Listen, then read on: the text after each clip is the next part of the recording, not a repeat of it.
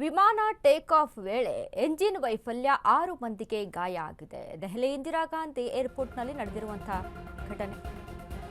ವಿಮಾನ take off ವೇಳೆ engine ವೈಫಲ್ಯ 6 ಮಂದಿಗೆ ಗಾಯ. ದೆಹಲಿ ಇಂದಿರಾ ಗಾಂಧಿ ಏರ್ಪೋರ್ಟ್ನಲ್ಲಿ ನಡೆದ ಘಟನೆ. ದೆಹಲಿಯಿಂದ ಜ್ಯೂರಿಚ್ಗೆ ತೆರಳಬೇಕಿದ್ದಂಥ ಸ್ವಿಸ್ ವಿಮಾನದಲ್ಲಿ ಕಾಣಿಸಿದ ತಾಂತ್ರಿಕ ದೋಷ, ಏಕಾಏಕಿ ಬೆಂಕಿ. ತಕ್ಷಣವೇ ಸ್ಲೈಡ್ ಡೋರ್ನನ್ನು ಓಪನ್ ಮಾಡಿದ ಪೈಲಟ್. ತುರ್ತು ದ್ವಾರದ ಮೂಲಕವಾಗಿ ಪ್ರಯಾಣಿಕರು ರನ್ವೇಗೆ ವಿಮಾನದಿಂದ ಇಳಿಯುವಾಗ 6 ಜನರಿಗೆ ಸಣ್ಣ ಪುಟ್ಟ ಗಾಯಾಳುಗಳನ್ನು ಕೂಡಲೇ ಆಸ್ಪತ್ರೆಗೆ ದಾಖಲಿಸಿ ಚಿಕಿತ್ಸೆ.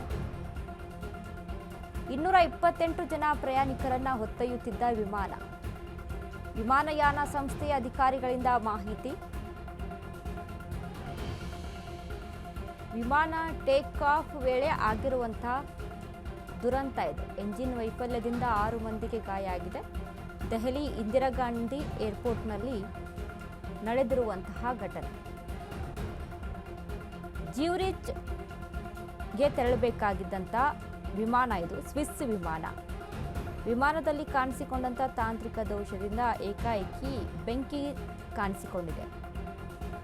ತಕ್ಷಣವೇ ಅಲ್ಲಿ ಎಮರ್ಜೆನ್ಸಿ ಸ್ಲೈಡ್ ಡೋರನ್ನು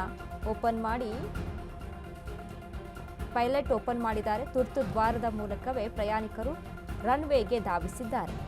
ವಿಮಾನದಿಂದ ಇಳಿಯುವಾಗ 6 ಜನರಿಗೆ ಸಣ್ಣ ಪುಟ್ಟ ಗಾಯಾಳುಗಳನ್ನು ಕೂಡಲೇ ಆಸ್ಪತ್ರೆಗೆ ದಾಖಲಿಸಿ ಚಿಕಿತ್ಸೆಯನ್ನು ಕೊಡಿಸಲಾಗ್ತಾ ಇದೆ. 228 ಜನ ಪ್ರಯಾಣ ಮಾಡುವಂತಹ ವಿಮಾನ ಅದು.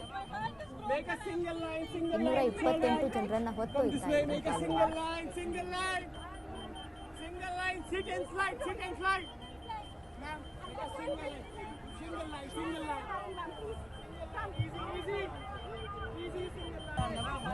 Make a single line, it's all right.